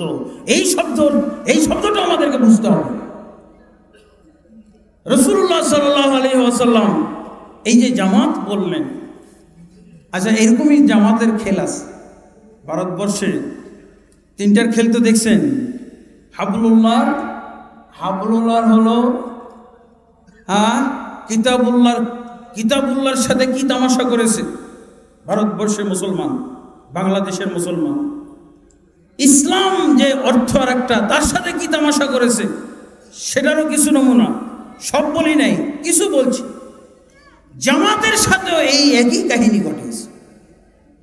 জামাতের ব্যাপারে আল্লাহ রাসূল সাল্লাল্লাহু আলাইহি ওয়াসাল্লামের যত হাদিস, আল জামাতের হাদিসে যত অর্থে এসেছে, এই অর্থগুলো যদি আমরা দেখতে যাই তাহলে দেখা যাবে যে বিভিন্ন ধরনের অর্থ পাওয়া যায়। যেমন জামাত সুগরা, জামাত কুবরা, বড় জামাত আর ছোট জামাত, এরকম আছে। ছোট জামাত বলতে হলো কোন জামাত জানেন? সেটা হলো সালাতের জামাত। ছোট জামাত এই যে ইশারের সালাত পড়লেন, একজন ইমামের পিছনে পড়েছেন না, জামাতে পড়েছেন না, আর জামাতে পড়াটার ফজিলত আছে না? আল্লাহ রাসূল সাল্লাল্লাহু আলাইহি ওয়াসাল্লাম বিভিন্ন হাদিসে বিভিন্নভাবে বলেছেন। যেমন একটি হাদিসে পাওয়া যায়, মা মিন সালাসাতিন ফি ক্বরিয়াতিন ওয়ালা বাদওয়িন লা তুকামু ফীহিমুস সালাতু ইল্লা ইস্তাহওয়াযা আলাইহিমুশ শাইতান ফাআলাইকা বিল জামাআ ফাইন্নামা ইয়াকুলু যিবুল কাসিয়াতা, রাওয়াহু আবু দাউদ ওয়া গায়রুহু। আল্লাহ রাসূল সাল্লাল্লাহু আলাইহি ওয়াসাল্লাম বলছেন, যে কোনো গ্রামে, উপশহর বা গ্রামে, শহর বা গ্রামে 3 জন লোক বসবাস করে অথবা 3-এর অধিক, এদের ভিতরে যদি সালাত কায়েম না করা হয়, অন্য হাদিসে এসেছে যদি আজান না দেওয়া হয়, সালাত কায়েম না করা হয়, তাহলে শয়তান তাদের উপরে বিজয়ী হয়ে যায়, শয়তানের কাছে তারা পরাজিত হয়ে যায়, শয়তানের কাছে তারা নিশ্চিহ্ন বিলীন হয়ে যায়। এরপর আল্লাহ রাসূল সাল্লাল্লাহু আলাইহি ওয়াসাল্লাম বলছেন, ফাআলাইকা বিল জামাআ, অতএব তুমি জামাত আঁকড়ে ধরো। হাদিসের রাবি এই জামাতের তরজমা করেছেন কি, as-সালাতু ফিল জামাআ, জামাতের সাথে সালাত আদায় করা। তাহলে জামাত এটাকে আকীদা বা সুন্নাহর পরিভাষার যারা আলেম তারা বলছে জামাআ সুগরা, ইমামা সুগরা, এটাকে বলা হয় ছোট জামাত। ছোট জামাত কেন? আপনি একজন 2 পাস দিয়েও এই জামাতের নেতৃত্ব দিয়ে দিতে পারেন, একজন চানাচুরওয়ালাকেও দিয়ে দিতে পারেন। হ্যাঁ, আমাদের এলাকায় এক মাদানিকে সরিয়ে চানাচুর বিক্রেতারা ইমাম বানাইছে, বুঝেছেন? কারণ কি, ওই মাদানি হুজুর মুনাজাত করেন, কিন্তু ওই চানাচুর হুজুর আবার মুনাজাত করতে পারে। বুঝেছেন? এই জন্য চানাচুর হুজুর, একজন হলো মাদানি হুজুরকে সরিয়ে এই জামাতের ইমাম বানিয়ে দেওয়া হলো কাকে? চানাচুর হুজুর। এটা হলো জামা সুগরা, যে কেউ ফিট, যে কেউ ফিট। যদিও রাসূলুল্লাহ সাল্লাল্লাহু আলাইহি ওয়াসাল্লাম হাদিসে নিয়মাবলী দিয়েছেন কে জামাতের জন্য সবচেয়ে আগে হকদার হবে। সবচেয়ে আগে হকদার কাকে গণ্য করা হবে? রাসূলুল্লাহ সাল্লাল্লাহু আলাইহি ওয়াসাল্লাম। ওগুলোর হিসাব আজকে না, ওগুলোর হিসাব পরে মিলাইন। এইটা মোট কথা আমি বুঝাইলাম, এটা হলো জামা সুগরা, ইমামা সুগরা, এটাকে বলা হয় ছোট জামাত। এটা মসজিদে মসজিদে এই জামাত অনুষ্ঠিত হইতে পারে, এই জামাত কোনো সমস্যা নাই, এটা মাঠে ময়দানও হইতে পারে। এখন কোন ক্ষেত্রে কোন জামাত ব্যবহৃত হয়েছে এগুলো না জানলে আবার জগা খিচুড়ি করে ফেলে, এই জামাতকে সেই জামাতে নিয়ে যায়, বুঝেছেন তো? এই জন্য এগুলো ক্লিয়ার করে দিচ্ছি। কেউ যদি মাঠে ময়দানও থাকে, রাসূলুল্লাহ সাল্লাল্লাহু আলাইহি ওয়াসাল্লাম এই ব্যাপারে বলেছেন, লা ইয়াহিল্লু লিসালাসাতি নাফারিন ইয়াকুনুনা বিআরদি ফালাতিন ইল্লা আমারু আলাইহিম ওয়া আহাদাহুম। এটা হলো অস্থায়ী জামাত, ক্ষণস্থায়ী জামাত, 2-1 দিনের জন্য জামাত। কেউ যদি কোনো ময়দানে যায় বা সফরে যায়, ময়দানে কিছুদিনের জন্য থাকলো, তো আল্লাহ রাসূল সাল্লাল্লাহু আলাইহি ওয়াসাল্লাম বলছেন যে 3 জন যদি হয়, একজনকে 3 জনের এটা জামাত। 3 জনের এটা জামাত কিনা? এটা কি ছোট জামাত না বড় জামাত? এটা ছোট জামাত, অস্থায়ী জামাত। আর মসজিদে যেটা জামাত হয়, নামাজের সালাতের জামাত, এটা হলো ছোট জামাত, স্থায়ী, যতদিন সালাত চলবে, যতদিন মসজিদে ততদিন এটা থাকবে। আর আরেকটা জামাতের কথা আল্লাহ রাসূল বলছেন, এটা শুধু সফরের জন্য, অস্থায়ী। হয় সফরে গন্তব্যে পৌঁছা পর্যন্ত এই জামাতের স্থায়িত্ব।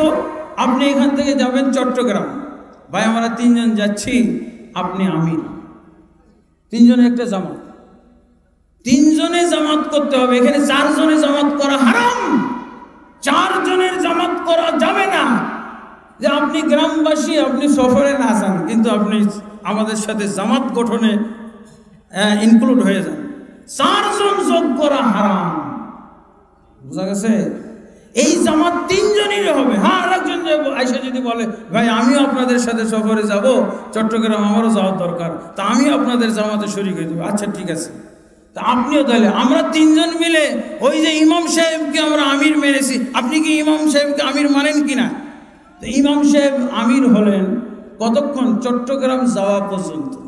আসবে যার যার মতো, কেউ 3 দিন থেকে আসবে, কেউ 2 দিন থেকে আসবে, কেউ 5 দিন থাকবে, কেউ 10 দিন থাকবে, সব বিচ্ছিন্ন হয়ে গেল না? তাহলে যাওয়া পর্যন্ত এই জামাত থাকবে। এরপরে আরেক দিন যদি কেউ বলে এই জামাতের মেয়াদ আরো একদিন থাকবে, তাহলে ও বেদাতি, ওর বেদাতি হয়ে যাবে। বেদাতি জামাত এটা, শুধু চট্টগ্রাম যাওয়া পর্যন্ত জামাত। কারণ এগুলো দিয়ে এই জামাত, গৃহপালিত জামাতগুলো আমরা সাব্যস্ত করি, এই জামাত দিয়ে, সফরের জামাত দিয়ে আমরা মুকিমের জামাত সাব্যস্ত করি।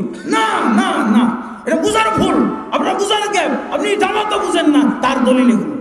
জামাত বুঝেন না, বড় হুজুর জামাত বুঝে না, হ্যাঁ, আমির সাহেব জামাতই বুঝে না। হ্যাঁ, যদি এমন হয় যে ভাই আমরা 3 জন চট্টগ্রামে যাব, 3 দিন থাকবো, আবার আমরা ঢাকায় ফিরে আসবো, এই জামাতের মেয়াদ কয়দিন? 3 দিন। ঢাকা পর্যন্ত এসে, ঢাকায় এসে যাওয়ার পর যদি বলে আমরা একটা জামাত গঠন করেছি, ঘোষণা দিল ঢাকাতে এসে, আমরা একটা দল গঠন করেছি, জামাত গঠন করেছি, শুভ উদ্বোধন করেছি, আপনারা সবাই জানুন, একটা জামাত হয়েছে আমাদের। কিসের জামাত? এটা বেদাতি জামাত। অস্থায়ী জামাতকে স্থায়ী জামাতের যারা মর্যাদা দিবে, অথবা এই অস্থায়ী জামাত থেকে স্থায়ী কোনো জামাত গঠনের দলিল গ্রহণ করবে, এরা সবাই অজ্ঞর দল। যদিও পিএইচডি ডিগ্রি থাকে, পিএইচডি ডিগ্রি থাকলেও অজ্ঞ, জামাত সম্পর্কে অজ্ঞ। অস্থায়ী জামাতকে কেন সেই স্থায়ী জামাতের উপরে দলিল গ্রহণ করলো, এই জন্য সে অজ্ঞ। বুঝেন? বোঝা গেছে? অজ্ঞতার কারণে সর্বনাশ হয়। এখন কি এরকমভাবে যদি আমরা জামাত গঠন করি, তাহলে এগুলো কি ঠিক ওই ইসলামের কায়দা হলো না? জামাত বুঝে না, জামাত না বুঝার কারণে জামাত গঠন হইতেই আছে। কারণ কি? এই যে জামাতের দলিল, আরে বেটা এটা জামাতের দলিল 1 দিন মেয়াদের অথবা 3 দিন মেয়াদের, এটা 4 দিন মেয়াদের হলে বেদাতি জামাত হবে। আপনি কখনো আমির বলতে পারবেন না। 4 জন ঢাকায় ফিরে এসে বলবেন যে আমি আমির হয়ে এসেছি, আমাকে আজকে থেকে আপনারা আমির সাহেব বলে ডাকবেন। আমির সাহেব না বললে বেয়াদবি হবে। হ্যাঁ, কারণ কি? আমি আমির হয়ে আসছি, দেখেন আমরা জামাত গঠন করেছি। এটা হলো বেদাতি আমির, আর এটা হলো বেদাতি জামাত। এই জামাত দ্বারা যত জামাত, এই দলিল দ্বারা যত জামাত গঠিত হবে বাংলাদেশে, ভারতবর্ষে, সব বেদাতি জামাত। আর যত আমিরের জন্ম নিবে সব বেদাতি আমির। বুঝা গেছে? আর এগুলো হলো বিভক্তি, বিভক্তির তামাশা, বিভক্তির তামাশা দেখবেন। তাহলে এটা কোথায় থাকবে? আল্লামা মোহাম্মদ বিন সালেহ আল ওসাইমিন উনি এই হাদিসগুলোকে সামনে নিয়ে এসে দলিলুল ফালিহিন, রিয়াদুস সালেহিন, দলিলুল ফালিহিন, এখানে বললেন এই যে সফরের জামাত, সফরের আমিরের মেয়াদ কি, এ সম্পর্কে উনি বলছেন হুদুদ কিয়াদাতিস সফরি ইয়ানতাহি দৌরুল আমিরি বিল উসুলি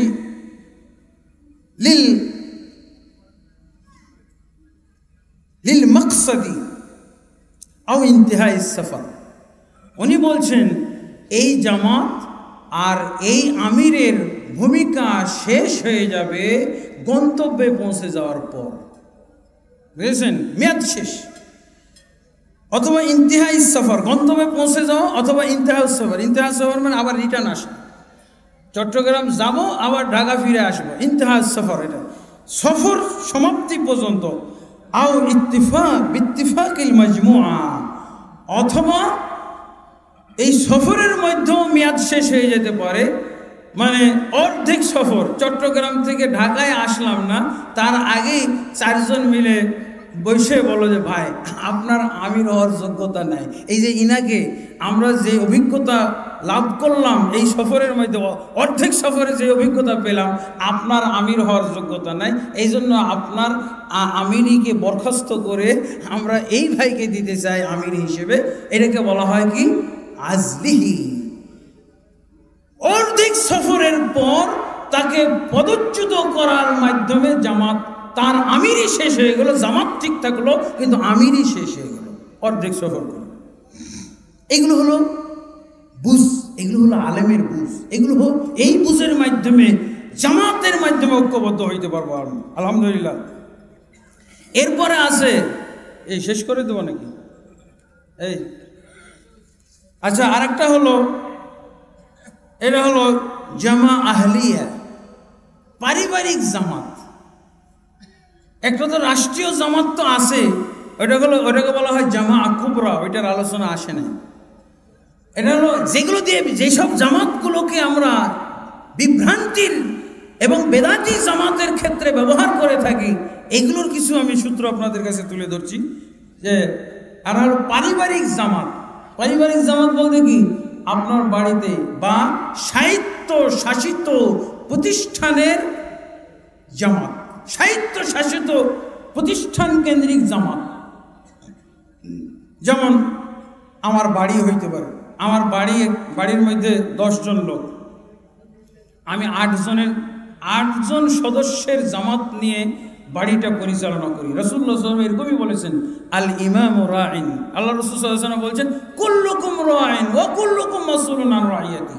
তোমরা প্রত্যেকেই দায়িত্বশীল, প্রত্যেকেই আমির, এবং প্রত্যেককে তার আমির আর তার দায়িত্ব সম্পর্কে কিয়ামতের দিন জিজ্ঞাসা করা হবে। আল ইমামু রাঈন, ইমাম হলো একজন দেশের শাসক, হলো আল ইমামুল্লাযী আলান নাসি রাঈন, যিনি সমস্ত মানুষের দায়িত্বে আছেন, উনিও একজন দায়িত্বশীল। কিয়ামতের দিন তাকে তার দায়িত্ব সম্পর্কে জিজ্ঞেস করা হবে। এরপরে বলছেন আর রাজুলু রাঈন ফি আহলি বাইতি, এটা হলো পারিবারিক জামাত। একজন ব্যক্তি বাড়ির গার্ডিয়ান, উনি তার বাড়িতে যতগুলো সদস্য আছে তাদের হলো দায়িত্বশীল, তাদের আমির। ঠিক না? আমি এখন পেয়ে গেলাম, এই যে আল্লাহ রাসূল স্বীকৃতি দিলেন, এখন বাড়ির দায়িত্বশীল, কিন্তু প্রতিবেশীর দায়িত্বশীল কিন্তু আপনি না। আল্লাহ রাসূল আপনাকে বাড়ির দায়িত্বশীল বলেছেন। এমনকি বাড়ির দায়িত্বশীল যখন পুরুষ ব্যক্তি অনুপস্থিত থাকবে, বাড়ির জামাতের ক্ষেত্রে নেতৃত্ব মহিলাও দিতে পারে। রাসূলুল্লাহ সাল্লাল্লাহু আলাইহি ওয়াসাল্লাম এই জামাতের ক্ষেত্রে এই ফ্যাসিলিটিও দিয়েছেন। যেমন রাসূলুল্লাহ সাল্লাল্লাহু আলাইহি ওয়াসাল্লাম বলছেন, আল ওয়াল মারআতু রাইয়াতুন আলা বাইতি যাওজিহা ওয়া ওয়ালাদিহি ওয়া হিয়া মাসউলাতুন আনহু। আল্লাহ রাসূল সাল্লাল্লাহু আলাইহি ওয়াসাল্লাম বলছেন, পুরুষ ব্যক্তি যদি এই জামাতে উপস্থিত না থাকে, তাহলে মহিলাটাই এই জামাতের কি দায়িত্বশীল, আমির।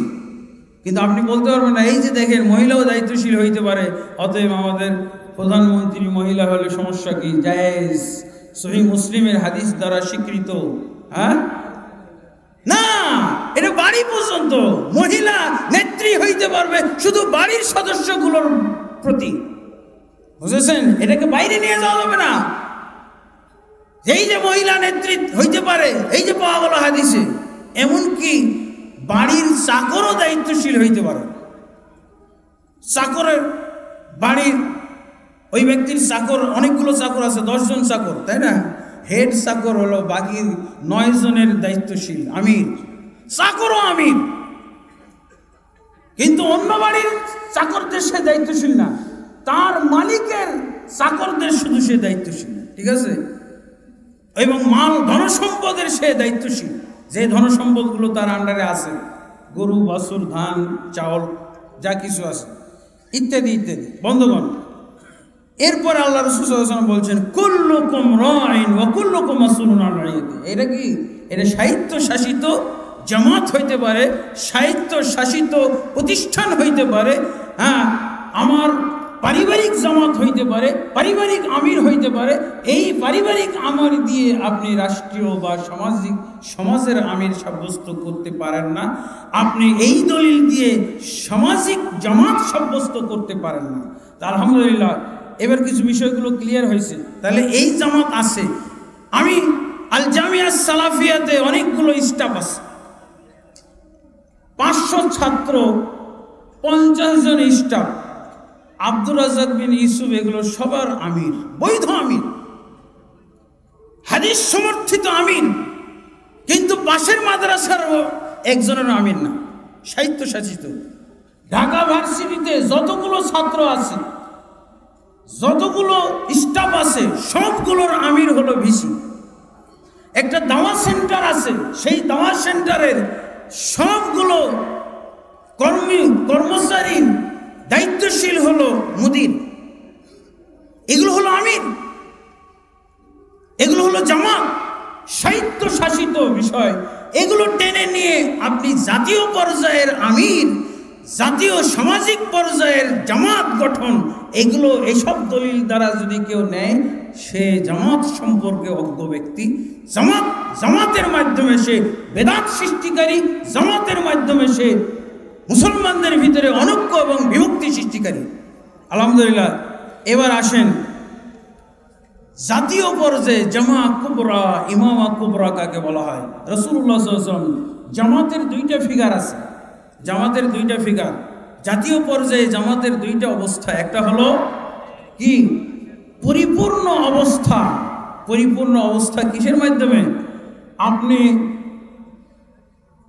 জাতীয় পর্যায়ে, এটাকে বলা হয় সাংগঠনিক জামাত।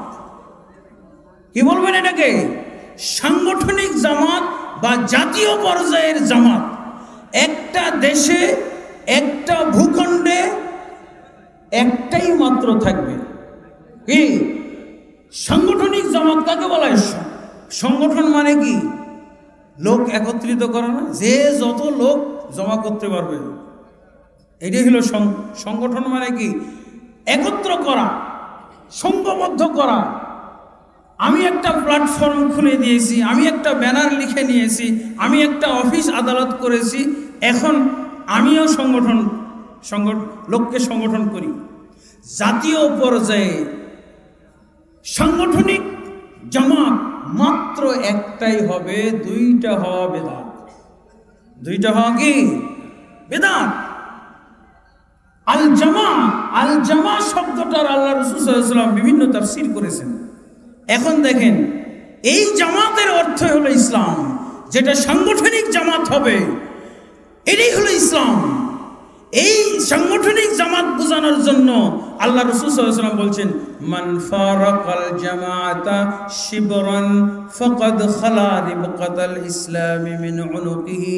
যে ব্যক্তি জাতীয় পর্যায়ে যে সংগঠন, যে ব্যক্তি জাতীয় সংগঠন, যে ব্যক্তি সাংগঠনিক জামাত থেকে এক বিঘত অর্ধ হাত পর্যন্ত কেউ সরে যাবে, সে ব্যক্তি তার গলা থেকে ইসলামের বেড়ি খুলে ফেললো। তার মানে তার ইসলাম ভঙ্গ হয়ে গেল। বুঝে গেছে? জাতীয় পর্যায়ে তাহলে আমি যে এত জামাত, তো জামাতেরই তো একটা ফান্ড পেতে দিয়েছি। আমার বাংলাদেশে যদি 100 জামাত থাকে, তাহলে তো ইসলাম থেকে বের হওয়ার, ইসলাম নষ্ট করার ফাঁদ পেতে দিয়েছি। খালি সংগঠনের পাশে একবার ঢুকলাম, বের হলেই ইসলাম থেকে মুক্ত হয়ে গেল, ইসলাম থেকে বেরিয়ে গেল, ইসলাম থেকে বেরিয়ে গেল। এটা নাকি সাংগঠনিক জামাত একটাই হবে, যেই জামাত থেকে সরে যাওয়া, ইসলাম থেকে সরে যাওয়া একই সমান। কিন্তু এই যে শত দল, শত জামাত, শত সংগঠন আমাদের বাংলাদেশে তৈরি হয়েছে, সেগুলো কি এই মর্যাদার? এই সংগঠনে গতকাল নাম লিখিয়েছেন, আজকে যদি আপনি বের হয়ে যান, তাহলে কি আপনি ইসলাম ভঙ্গ হয়ে গেল? ইসলাম থেকে বেরিয়ে গেলেন। আবার শাস্তিও তো আছে, শাস্তি আছে না? লা ইয়াহিল্লু দামু মরিন ইল্লা বিইহদা সালাস। আল্লাহ রাসূল সাল্লাল্লাহু আলাইহি ওয়াসাল্লাম বলছেন, কোন ব্যক্তির খুন হালাল নয় যতক্ষণ পর্যন্ত সে 3টা অপরাধ না করবে। একটা অপরাধ হলো কি? আস-সাইয়্যিবুজ জানি, বিবাহিত জিনাকারী। এ যদি জিনা করে তাহলে তার হত্যাযোগ্য অপরাধ করলো, তাকে মৃত্যুদণ্ড দেওয়া হবে। আর একটা কি? আল কাতলু বিল কাতল, হত্যার বদলে হত্যা। আর একটা হলো কি? সেটা হলো আল মুফারিকু লিল জামা, জামাত থেকে যে বের হয়ে যায়, জামাত থেকে যে বের হয়ে যাবে তাকেও হত্যা করতে হবে। বলেন, আমাদের দেশে যে জামাতগুলো আছে, সংগঠনের আরবি হলো জামাত অথবা তনজিম অথবা হিজব। কয়টা শব্দ? আরবিতে জামাতুন অথবা হিজবুন অথবা কি বললাম তানজিম। জামিয়াতুন শব্দের আসল অর্থ হলো, জামিয়াতুন আসল সংস্থা, এটা কিন্তু সংগঠন না। জামিয়া শব্দটা সংস্থা বোঝায়, সাহিত্যশাসিত প্রতিষ্ঠান, যেটার আপনি জামাত হইতে পারেন, যেটা হইতে পারে জামাত, সাহিত্যশাসিত প্রতিষ্ঠান। আমি একটা দাওয়া সেন্টার খুললাম খুলনাতে, আমি নারায়ণগঞ্জে একটা দাওয়া সেন্টার খুললাম, এটার নাম রাখতে হবে কি জামিয়া, ঠিক আছে, জামিয়াতুন। কিন্তু আমাদের ভারতবর্ষে জামিয়াতুনের এই অর্থ না বুঝে তারা ওই হিজবুনের অর্থেই জামিয়া ব্যবহার করে থাকে, হিজবুনের অর্থে জামিয়া ব্যবহার করে। মূলত আরব দেশে জামিয়া ব্যবহার করা হয় সংস্থা, বুঝেছেন? এটা কোনো সমস্যা না। এই সংস্থা আর সংগঠনের মধ্যে অনেক পার্থক্য আছে। সংস্থা দিয়ে লোক জমায়েত করা উদ্দেশ্য হয় না, লোক জমায়েতের প্রতিযোগিতা প্রতিদ্বন্দ্বিতা করা থাকে না। আমার অবশ্যই বেশি লোক জমা করতে হবে, 1 লাখ হয়ে গেছে, এই যে 3 লাখ হয়ে গেছে, এই যে আমরা বৃহৎ জামাতে পরিণত হয়ে গেছি, বৃহৎ সংগঠনে পরিণত হয়ে গেছি। এখন তারা যুক্তি দেয়, যেমন তুমি যদি ঐক্যবদ্ধ হইতে চাও তো আমাদের জামাতে, আমাদের দলে চলে আসো না, আমরা তো এমনি 3 কোটি হয়েই গেছি। হ্যাঁ, বুঝেছেন? জামিয়া তাহলে হিজবুন। এরপরও কথা হলো যে জামাত শব্দটা একটা পবিত্র শব্দ, জামাত শব্দটা একটা পবিত্র শব্দ, যেই শব্দ ইসলামের সমর্থবোধক, যেই শব্দের মাধ্যমে সকল মুসলমান ঐক্যবদ্ধ হইতে পারে। কিন্তু আমরা যেভাবে সংগঠন খুলেছি এগুলোকে জামাত বলা যাবে না, জামাত বলাটাই জায়েজ নেই। আর যদি জামাত বলা হয় তাহলে এগুলোকে জামাতুন বলতে হবে, আল জামাত বলা যাবে না। আল জামাত অথবা জামাতুল মুসলিমিন বলা শোভা পাবে না, অন্যায় হয়ে যাবে। জামাতুন মিনাল মুসলিমিন বলতে হবে, অথবা শুধু জামাতুন বলতে হবে। বহু জামাতের একটি জামাত, বহু দলের এক দল, এটা হিজবুনের অর্থ নেওয়া যাবে। আর তাহলে আমাদের বাংলাদেশে যে দলাদলিগুলো দেখা যায় এগুলোকে জামাত বলা শোভা পায় না। এটা একটা পবিত্র শব্দ, এটা কোরআন সুন্নাহর ঐক্যের শব্দ, এই শব্দটা ব্যবহার করা যাবে না। কুয়েতে আমার সাথে বাহাস হয়েছে, বুঝেছেন? এটা চমৎকার বিষয়, বাহাস, লা হাওলা ওয়ালা কুওয়াতা ইল্লা বিল্লাহ। কুয়েতে বাহাস, আমাকে ডেকে বাহাস করবে কুয়েতের একজন আলেম, এটা গায়ে পড়ে, বুঝছে না? আমি বাহাসের জন্য প্রস্তুত নই, উনি আমাকে ডাকায় আমার অফিস থেকে ডাকিয়ে নিয়ে যেয়ে উনি বাহাস করবে আমার সাথে। কেন বাহাস করবে? আমি শুধু মদিনার ছাত্রই নই, মদিনার সিনিয়র প্রফেসর ডক্টর রবি বিন হাদি ওমের আল মাদখালি আমাকে না চাওয়াতেই উনি একটা তাজকিয়া দিয়েছিলেন। ওই তাজকিয়াটা আমার হাতে আসার আগে কুয়েতবাসী নিয়ে চলে গেছে। কুয়েতবাসী যেহেতু ডক্টর রবি সাহেবের সার্টিফাই প্রাপ্ত আমি একজন ছাত্র, এই জন্য উনি আমাকে ডেকেছেন। বলছে তোমার বাংলাদেশের কোনো আলেম হইলে আমি ডাকতাম না, কারণ বাংলাদেশে, ভারতবর্ষে আমি বহু সফর করেছি, ওই দেশে সাংগঠনিক তামাশা আমার দেখা আছে, ওরা এগুলো বুঝবে না। কিন্তু আমার বিশ্বাস যে তুমি হয়তো, যেহেতু ডক্টর রবি তোমাকে তাজকিয়ে দিয়েছে, তোমার সাথে বাহাস করা শোভা পায়। তো উনি আমাকে জিজ্ঞেস করলেন তোমাদের বাংলাদেশে, উনি আবার সালাফি মানুষ, তো ওই আহলে হাদিসদের কথা বলতেছে। আহলে হাদিসদের ভিতরে যে বিভিন্ন সংগঠন দেখা যায়, দলাদলি দেখা যায়, দল দেখা যায়, তুমি আমাকে বলো আজকে এগুলো দল, এগুলো জামাত না হিজব? হ্যাঁ, আমি তো বাহাসের জন্য, উনি গায়ে পড়ে আমাকে বাহাস, জোর করে আমাকে বাহাসে নিয়ে যেতেছে। কারণ কি? উনি মনে করছে যে আমি হয়তো বুঝমান আলেম, আমি হয়তো এগুলো বুঝবো, এগুলোর জবাব দিতে পারবো। বাস আমি বলে ফেললাম, আমার এমনি একটা আয়াত মনে পড়ে গেল, কুল্লু হিজবিন বিমা লাদাইহিম ফারিহুন। হিজব শব্দটা খারাপ অর্থে ব্যবহার হয়েছে, আর হিজব অর্থ সবসময় খারাপ অর্থেই ব্যবহার হয়েছে কোরআনে, যতক্ষণ পর্যন্ত আল্লাহ শব্দের সাথে এর এজাফত না হবে।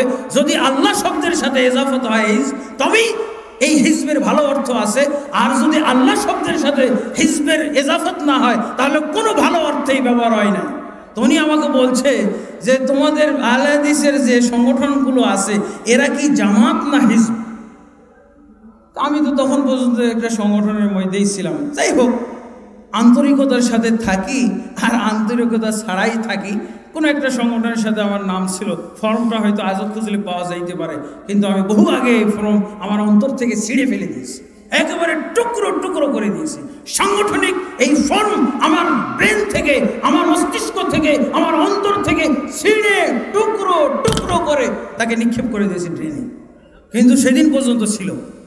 সে আমাকে বলছে যে বাহাস হবে, তারপরে আমি বললাম জামাত, তো বলছে না, জামাত তো আল্লাহ রাসূল সাল্লাল্লাহু আলাইহি ওয়াসাল্লাম এরকম বলেছেন, জামাত থেকে বের হওয়া যাবে না। একজনকে কত কত ফাঁদে তোমরা কয়শো ফাঁদে আটকাই রাখবে? জামাত থেকে তো বের হওয়া যায় না, আল্লাহ রাসূল বলেছেন। তোমাদের এই সংগঠনগুলো থেকে কি বের হওয়া নিষেধ, হারাম? বের হলে কি সে ইসলাম থেকে বের হয়ে যায়? সে কি হত্যাযোগ্য অপরাধী হয়ে যায়? আমাকে বলো। তুই সর্বনাশ, এইসব ঝামেলা তো আসবে এটা বুঝতে পারি নাই। পরে যাই হোক, আলহামদুলিল্লাহ সেই দিন বাহাসে ফেল করে আমি ঐক্য শিখেছি, আলহামদুলিল্লাহ। সেদিন বাহাসে ফেল না করলে, বাহাসে হেরে না গেলে আমি ঐক্য জানতাম না। আমি এই জন্য যখন কুয়েতি সংস্থার আমি প্রধান ছিলাম, ডাইরেক্টর, তখন আমার মাথায় একটা পরিকল্পনা এসেছিল, আমাদের বাংলাদেশের সংগঠন, বিশেষভাবে আহলে হাদিস সংগঠনে যতগুলো লিডার আছে, যতগুলো সভাপতি আছে, যতগুলো সেক্রেটারি আছে, সবাইকে ফেল করার জন্য, সবাইকে পরাজিত করার জন্য ওই কুয়েতের ওই আলেমের সাথে বাহাস করানোর জন্য আমি একটা পরিকল্পনায় নিয়েছিলাম, বাজেটও তৈরি করেছিলাম। ফেল না করা পর্যন্ত এরা একজনও শিখবে না, এরা জানেই না। এই যে আজকে একজন আমার সামনে বক্তব্য রয়ে গেল, উনি ঐক্য চাই, সংগঠনও চাই। ইন্না লিল্লাহি ওয়া ইন্না ইলাইহি রাজিউন। ঐক্য চাই, সংগঠনও চাই। সংগঠনের মাধ্যমে কিভাবে ঐক্য হয়? সংগঠনের মাধ্যমে শুধু অনৈক্য হয়, শুধু দলাদলি হয়, শুধু মুসলমানদের ভিতরে বিভক্তি আসে, সেটা আহলে হাদিসের নামে হোক, যেই নামে হোক। রাসূলুল্লাহ সাল্লাল্লাহু আলাইহি ওয়াসাল্লাম বলছেন, হ্যাঁ বুঝেছেন, এগুলো হলো তামাশা, ঐক্যের নামে তামাশা। এগুলো হতে পারে না, এগুলো চলতে পারে না, এগুলো শিক্ষার অভাব, জ্ঞানের অভাব, হাদিস বুঝার অভাব। বুঝা গেছে? সংগঠন যেটা জাতীয় সংগঠন হবে, রাষ্ট্রের মধ্যে একটাই মাত্র হবে, সেইটার সদস্য হইতে হবে। সেইটার সদস্য যদি না হইতে পারেন, তাহলে রাসূলুল্লাহ সাল্লাল্লাহু আলাইহি ওয়াসাল্লাম বলছেন, এখানে শুধু আমি হুযায়ফা রাদিয়াল্লাহু আনহু হাদিসটা আপনাদের কাছে সংক্ষেপে 1 মিনিটের মধ্যে আমি শেষ করব। রাসূলুল্লাহ সাল্লাল্লাহু আলাইহি ওয়াসাল্লাম হুযায়ফা রাদিয়াল্লাহু আনহুকে বলেছিলেন, হুযায়ফার হাদিসের শেষের অংশটা বলছি, আগের অংশটা অনেকের কাছে ক্লিয়ার। শেষের অংশে রাসূলুল্লাহ সাল্লাল্লাহু আলাইহি ওয়াসাল্লাম বলছিলেন, হুযায়ফা রাদিয়াল্লাহু আনহুকে বললেন যে এমন এক যুগ আসবে, যেই যুগটা কি হবে, মানুষ খালি তার চতুর্পাশে কি দেখবে?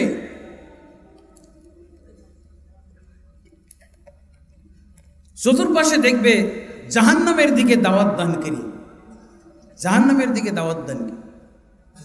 জাহান্নামের দিকে দাওয়াত দানকারী অর্থ কিন্তু এটা না যে আসুন জাহান্নামে, আসুন জাহান্নামে আসুন, না। এমনভাবে তাদের কথা শুনলেই জাহান্নামে যে পড়বে। মুসলমানের সাথে মুসলমানের যদি দ্বন্দ্ব, কলহ, হিংসা, বিদ্বেষ, মুসলমানের যদি আপনি অকল্যাণ কামনা করেন, মুসলমানের বিপদ কামনা করেন, তখনই আপনি জাহান্নামে চলে গেলেন না। মুসলমান আল মুসলিম মান সালিম আল মুসলিমুনা মিন লিসানিহি ওয়া ইয়াদিহি, কিন্তু যারা সংগঠন করে এই হাদিস মানার কায়দা নাই তাদের, তার অন্য সংগঠনকে বিপদে ফেলার চেষ্টা থাকতেই হবে তার। আগে এক সংগঠনে আর এক সংগঠনের সাথে দেখেন, এইখানেও আল্লাহ রাসূল সাল্লাল্লাহু আলাইহি ওয়াসাল্লাম বলছেন, জামাত শব্দের আরেকটা সমর্থবোধক শব্দ হলো কি আহলুল হাদিস। আহলুল হাদিস জামাত শব্দের সমর্থবোধক শব্দ হলো আহলুল হাদিস, সালাফিয়া, আহলুস সুন্নাহ ওয়াল জামাআহ ইত্যাদি ইত্যাদি। দেখেছেন, আহলুল হাদিসও যদি হয় ঠিক ওই ইসলামের মতো, কি আহলুল হাদিস ততদিনই আহলুল হাদিসরা ঐক্যবদ্ধ থাকবে যতদিন পর্যন্ত আহলে হাদিস শব্দের আগে পিছে কোনো শব্দ যোগ করবে না।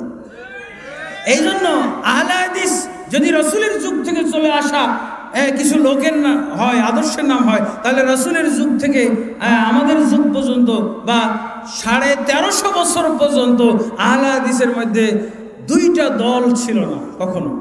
কখন থেকে দুইটা দল তৈরি হয়েছে? যেদিন থেকে আহলে হাদিস শব্দের আগে পিছে শব্দ যোগ শুরু হয়েছে। এবার সূত্র বুঝেন, আহলে হাদিস শব্দের সাথে যেদিন লেজুর শুরু হয়েছে, শব্দের আগে বা পিছে যেদিন থেকে শব্দ যোগ শুরু হয়েছে, সেদিন থেকে ওই ইসলামের মতো ইসলাম দ্বারা যেমন বিভক্ত হয়েছে, আহলে হাদিস দ্বারা ওরকম বিভক্ত হয়েছে মুসলমান। যেমন আপনাকে বলেন, আপনি একটা আনকমন নাম তায়েফাত আহলুল হাদিস, এই নামে কোনো সংগঠন হয়েছে এ পর্যন্ত? তায়েফাত আহল। কিন্তু আপনি আজকে একটা শব্দ যোগ করার কারণে হবে না। কালকে থেকে ইমাম ভাই সভাপতি আর আমি সেক্রেটারি, আপনারা সবাই সদস্য হয়ে গেল। একদিন লাগলো মাত্র একটা দল। এখন একটা দপ্তর হবে, হ্যাঁ, কিছু শাখা হবে, কিছু দায়ী হবে, দোয়াত আলা আবওয়াবে জাহান্নাম। এগুলো কি হবে?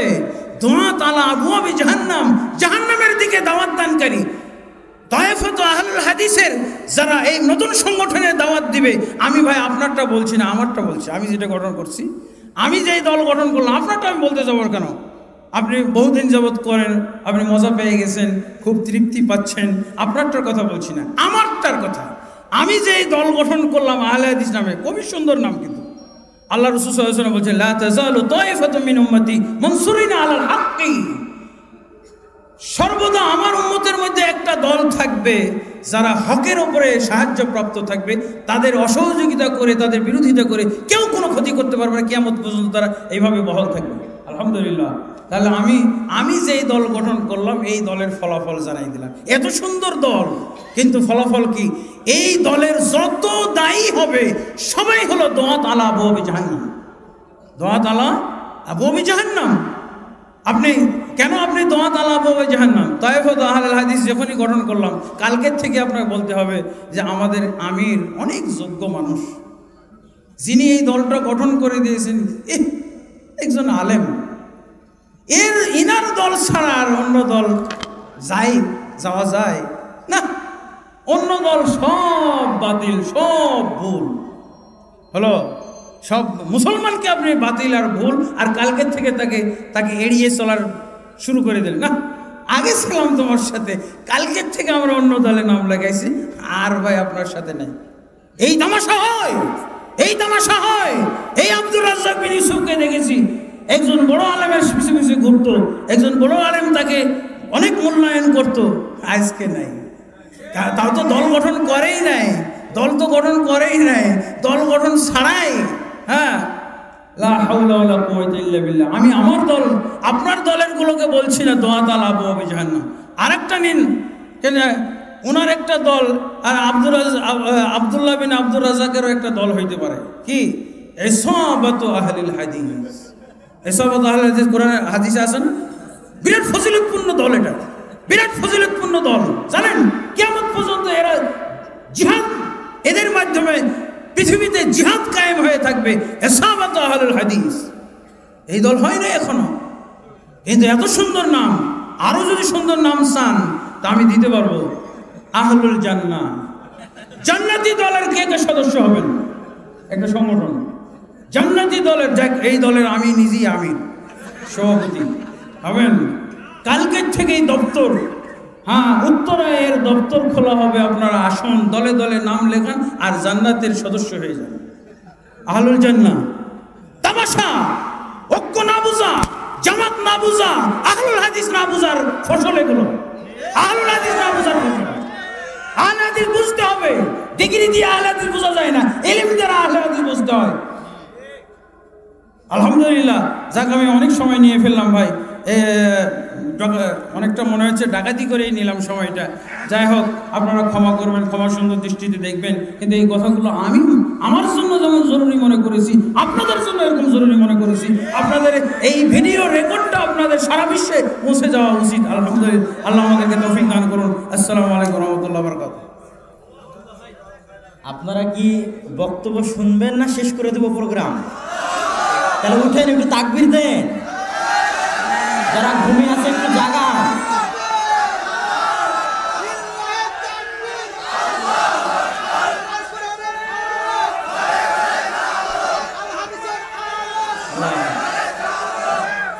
লিল্লাহে